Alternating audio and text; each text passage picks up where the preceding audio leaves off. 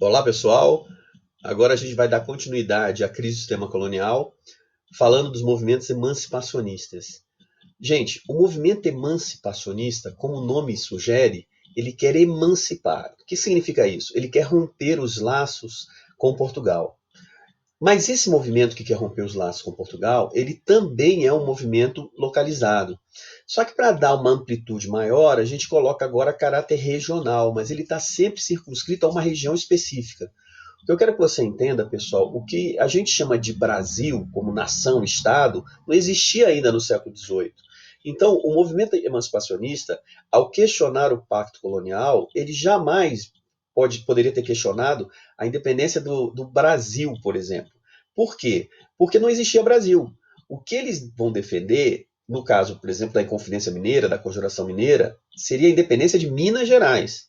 A Conjuração Baiana, a independência da Bahia. E a Revolução Pernambucana, a independência de Pernambuco.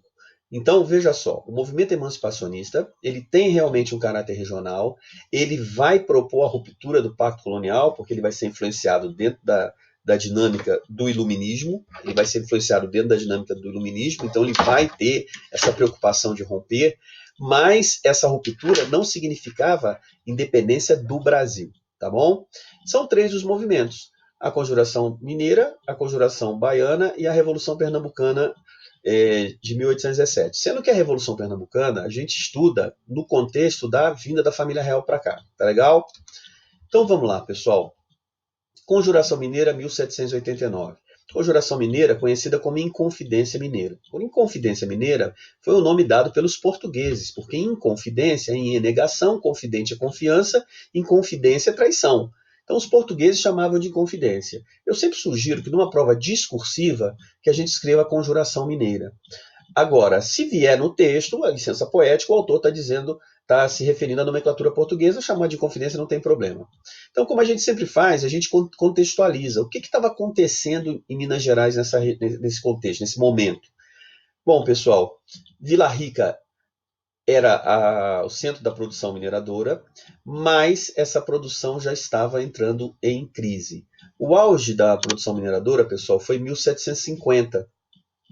E aqui eu já estou em 1789. Então, a partir de 1750, começou a decair a produção mineradora. Isso gerava problemas seríssimos, por exemplo, com a elite mineradora de Vila Rica toda endividada com o fisco, toda endividada com os impostos, não conseguia pagar a coroa. Uns porque não queriam e outros porque não tinham condições. Realmente havia esse endividamento. Uma alta de preços também, que foi impressionante nesse momento. Tudo em Minas Gerais, tudo naquela região mineradora era muito caro. Chegava às vezes a custar 4, 5, 6 vezes mais caro do que, por exemplo, o mesmo produto no Rio de Janeiro e em Minas Gerais.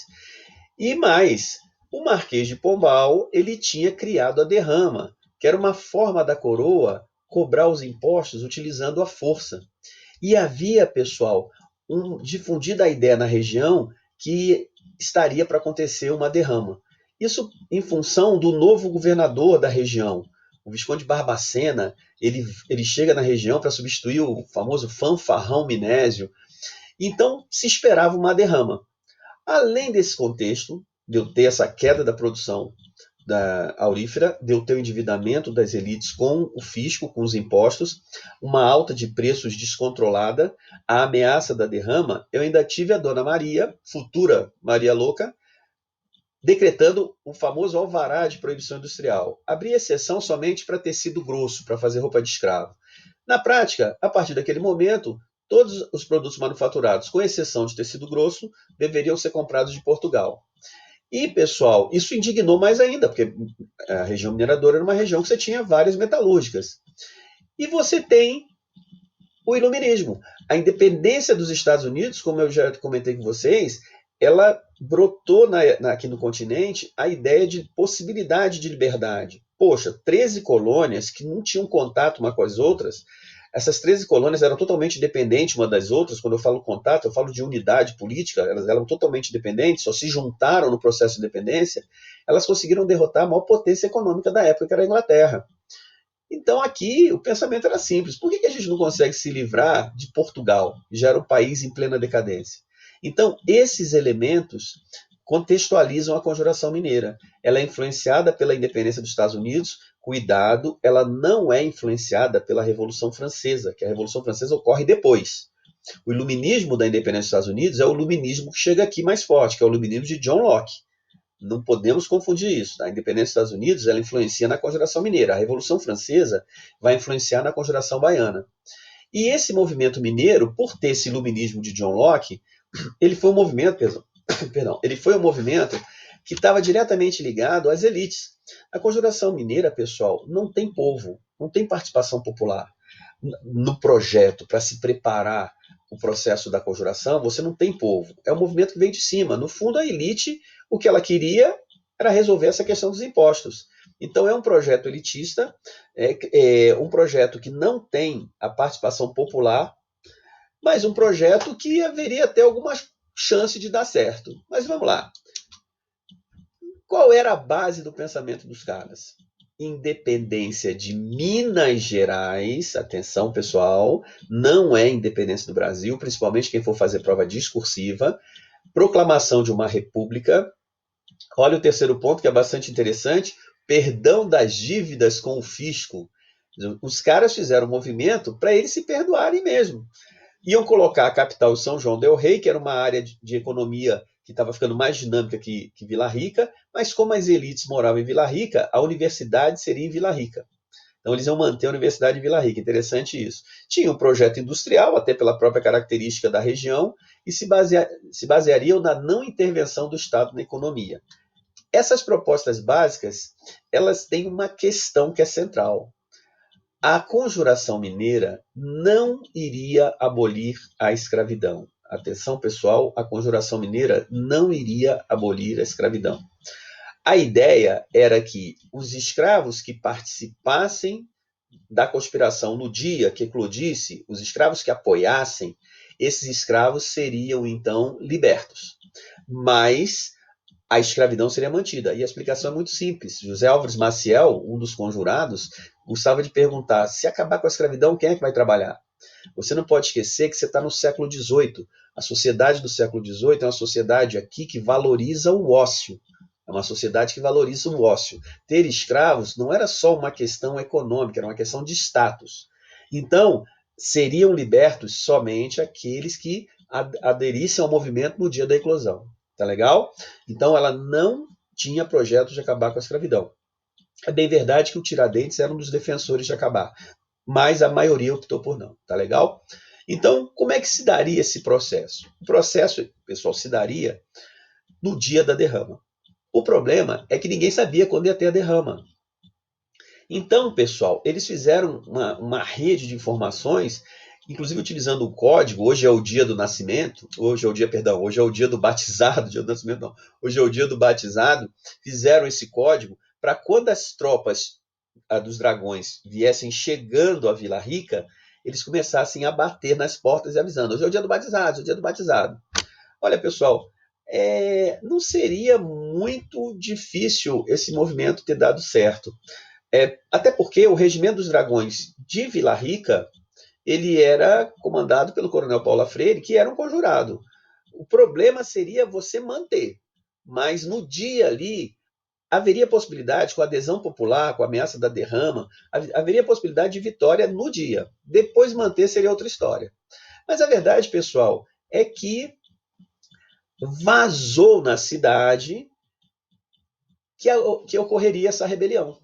Então, o Visconde Barbacena, ele é avisado que havia alguma coisa estranha no ar e que ocorreria no dia da derrama. Imediatamente, ele determina a suspensão da derrama. Então, veja só, pessoal, se a Conjuração Mineira ia ocorrer no dia da derrama e se a derrama foi suspensa, o que a gente pode concluir tranquilamente é que ela não foi materializada. Então, isso é muito importante. A Conjuração Mineira não chegou a ser materializada. Ficou no plano das ideias. Aliás, por isso que é uma conjuração. Conjuração é uma rebelião que fracassa. Então, ela nunca existiu. Houve a conspiração. E aí, o que vai acontecer a partir disso? O Barbacena suspende a derrama, logo não ocorreu a conjuração, e inicia-se, pessoal, aquilo que a gente chama de devassa, que eram as investigações. Nessas investigações, dezenas de pessoas foram presas. Tiradentes, o coronel Paula Freire, você tem o Tomás Antônio Gonzaga, Cláudio Manuel da Costa, você tem todos os líderes presos. E depois do processo, no julgamento, o Tiradentes foi condenado à morte juntamente com mais 10. Só que a rainha ela não aceitou a execução de 11. Então pegaram o Tiradentes. Por que pegaram o Tiradentes? Não é porque ele era o pobre, até porque ele não era pobre. O Tiradentes ele seria uma espécie de classe média. O Tiradentes herdou uma herança, o Tiradentes tinha sido comerciante. Ele era um alferes, que seria uma espécie de aspirante. Ele não era da elite, mas pobre ele nunca foi. Na verdade, pessoal, o Tiradentes foi escolhido porque ele foi o único que assumiu nos autos que ele participou do movimento. Ele não só assumiu que ele participava, como ele assumiu a liderança, que ele nunca teve dentro do movimento. Então, por isso que ele foi condenado. Bom, pessoal, aí o Tiradentes vai ser executado em 1792 e entra uma questão importantíssima dos vestibulares. Zé Amorim de Carvalho tem um trabalho excelente sobre isso aqui. E quando é que nós vamos transformar Tiradentes? Em que momento que Tiradentes é transformado em herói? Pessoal, o Tiradentes é transformado em herói a partir do momento que você tem a proclamação da República. O Tiradentes, pessoal, ele vai ser esquecido, ele vai ser apagado da historiografia portuguesa, é claro, porque era uma conspiração contra a coroa. Eles queriam separar Minas Gerais. Agora, com a proclamação da República, como o protagonismo foi dos militares, você precisava apresentar a República ao povo, até porque na proclamação da República não tem povo. Também o povo não participa da proclamação. Então, como é que eu vou apresentar a República ao povo? Através, pessoal, da imagem de um herói. Então, a construção do caráter heróico, como o homem que se sacrificou pela pátria, pelo Brasil, deu seu sangue pela liberdade, é uma construção republicana. Para as pessoas terem essa visualização de uma forma mais fácil, assemelharam a imagem de Tiradentes a Jesus Cristo. Então, é interessante como é que você tem essa construção. O próprio Getúlio Vargas vai dar impulso a essa ideia de Tiradentes associada à modernidade. O próprio Juscelino Kubitschek vai dar um fortalecimento. E durante os regimes militares. É interessante que, durante o regime militar, quem era a favor do regime evocava Tiradentes como grande libertador. E quem era contra o regime evocava Tiradentes como grande libertador também. Tá legal? Mas o que importa pra gente é você entender que a ideia da construção do mito, ela é republicana. José Amorim de Carvalho lembra sempre isso pra gente, tá bom? E aí, pessoal, a gente passa para a Conjuração Baiana. A Conjuração Baiana, ou Revolta dos Alfaiates, por causa do número de alfaiates, ela tem um contexto parecido. Salvador passava por uma grande dificuldade econômica no período, havia saques de armazéns, inclusive, as pessoas roubavam as coisas, comida, a uma alta de preços, e você tinha uma elite portuguesa que monopolizava o que eles chamavam na época de secos e molhados. Eram os mercadinhos, os secos e molhados. Então, pessoal, Salvador era uma região de muitas tensões sociais. E lá também você teve a as ideias iluministas sendo difundidas, obviamente, entre as elites, por meio de lojas de inspiração maçônica. Aliás, na Conjuração Mineira também houve um papel importante dessas lojas de inspiração maçônica. Geralmente eram nessas lojas de inspiração maçônica que a gente encontrava os famosos livros iluministas, que eram proibidos, inclusive. Então, a diferença é que o iluminismo espalhado por essas lojas na Conjuração Baiana é o iluminismo jacobinista, porque já tinha ocorrido a Revolução Francesa na sua fase mais violenta, que foi a fase jacobina. Então a inspiração dos ideais do iluminismo aqui é jacobinista. E então você tem um iluminismo mais preocupado com as questões sociais. Por isso, pessoal, que a Conjuração Baiana é um movimento liderado pelas elites, você tinha setores das elites, mas você também tinha participação popular, por isso Revolta dos Alfaiates. Essa é uma grande diferença. Você tem participação popular aqui. Isso fica claro quando você vê as propostas. A independência da Bahia, proclamação de uma república, liberdade de comércio, liberalismo, aproximação política e econômica com a França e o fim da escravidão. O fim da escravidão, eu gosto sempre de lembrar para vocês o seguinte: se vier numa prova, na questão, pessoal, de múltipla escolha, um dos projetos da Conjuração Baiana era o fim da escravidão, você coloca que sim, não vai questionar. Mas, pessoal, se você for escrever numa prova discursiva, há muitos historiadores que não concordam, porque não há prova de que haveria fim da escravidão.